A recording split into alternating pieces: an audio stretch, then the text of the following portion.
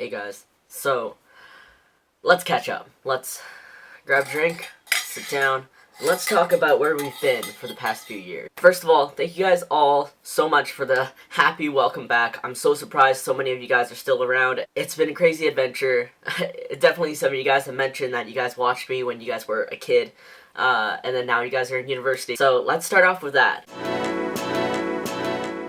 Last I remember, I was in university. I went to an art university. I studied animation. In my third year, I realized I didn't want to do animation for the rest of my life.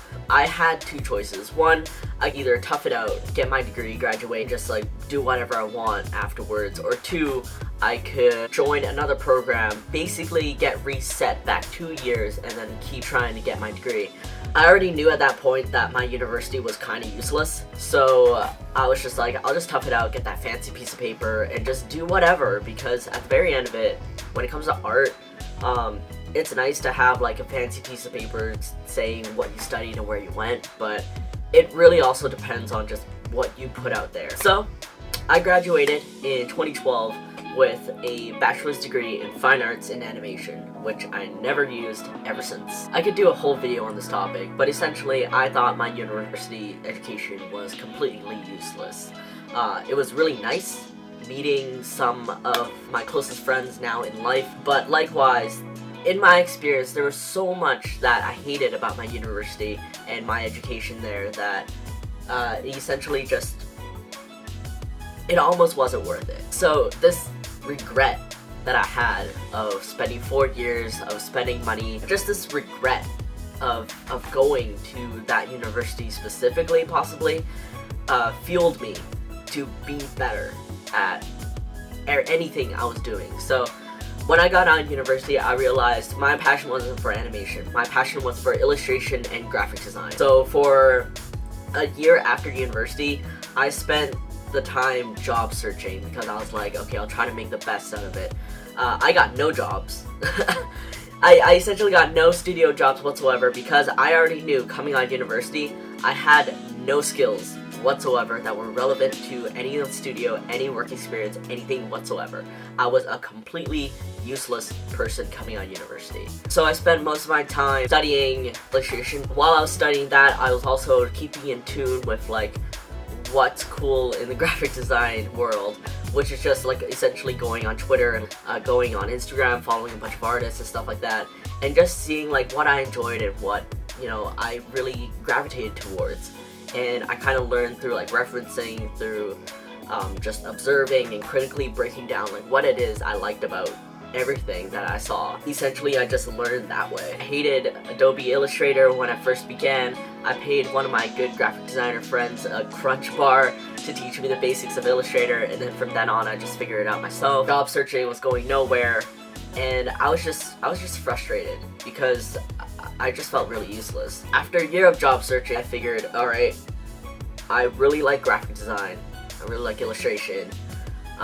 Web design is on the up and up, and I don't mind learning a bit about that because that's actually kind of useful.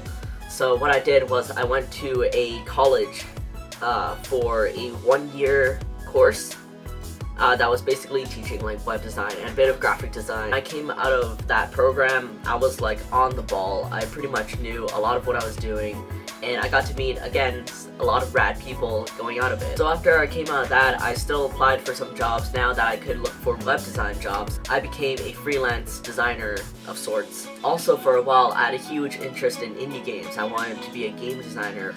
So I went to a bunch of meetups around Vancouver for like indie games, and that's how I met some other really rad people and got into the indie game scene, only briefly. All the while, I was actually going to conventions and stuff, not as Puggly yet, but just as myself. So about 2-3 years ago, my life was just freelance, working on miscellaneous projects on my own in terms of graphic design and illustration, doing a bit of game design here and there, hanging out with friends.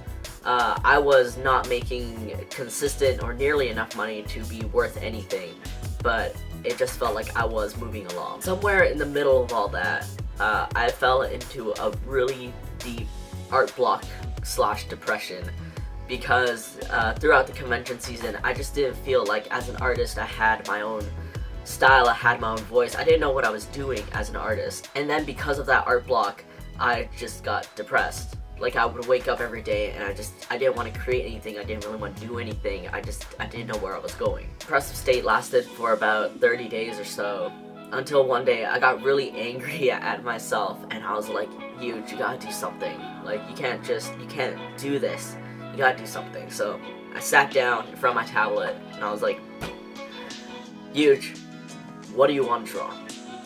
And part of this whole depression came upon because I accidentally kept comparing myself to other artists that I admired. Through all my practices and always trying to recreate their style or trying to learn from it, and there was just too many styles that I was trying to attain at the same time. Every time I created something, it just wasn't good enough in anything. That just really tore me down. So finally, when I sat down and asked Euge, what do you want to draw?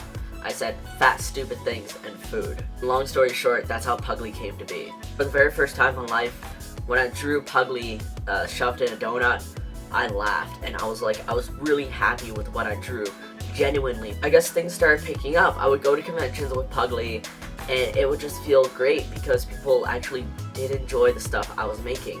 So Puggly was starting to pick up, and along that time, I got a job under contract under another friend, basically a UI designer / graphic designer. And I did that for, I think, a good couple of months, until one day at around like 1 a.m.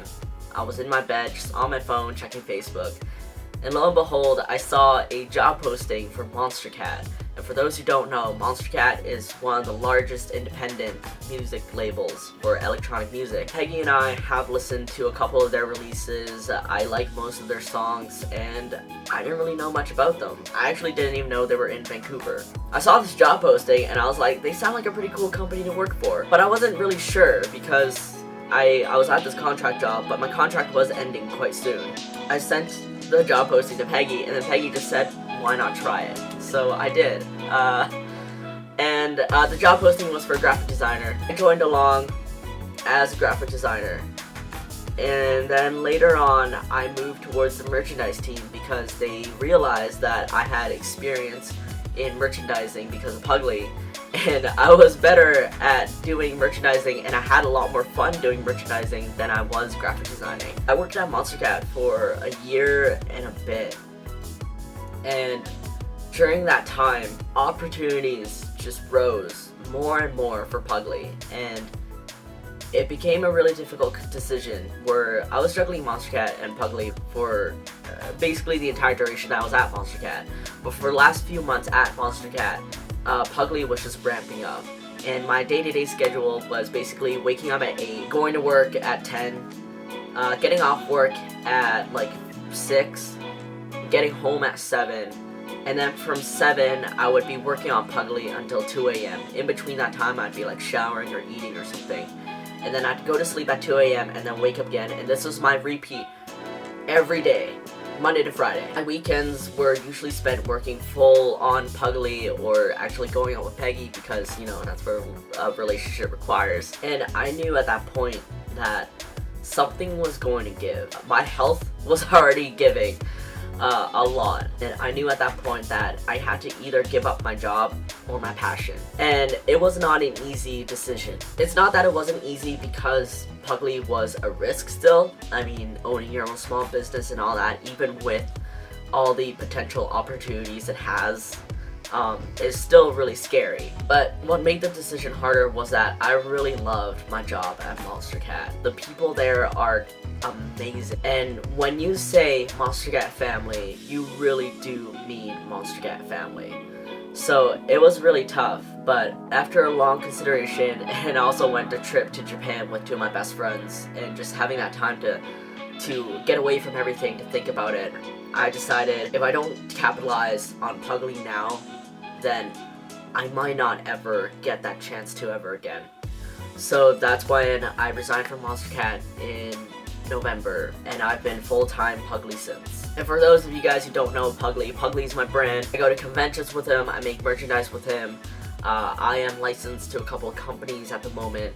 He's essentially my full-time job, longer than full-time because I usually end up working like 12, 13-hour days with him.